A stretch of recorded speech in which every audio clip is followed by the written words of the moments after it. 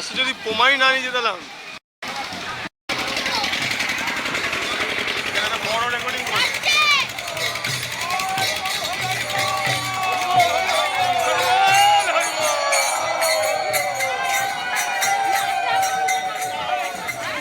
এখানটা দাঁড়া, ঠিক আছে? এখান থেকে রেকর্ডিং করি, রেকর্ড করি, ঠিক আছে?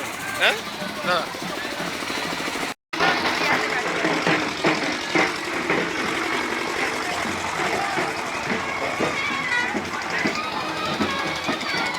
দাঁড়া রে,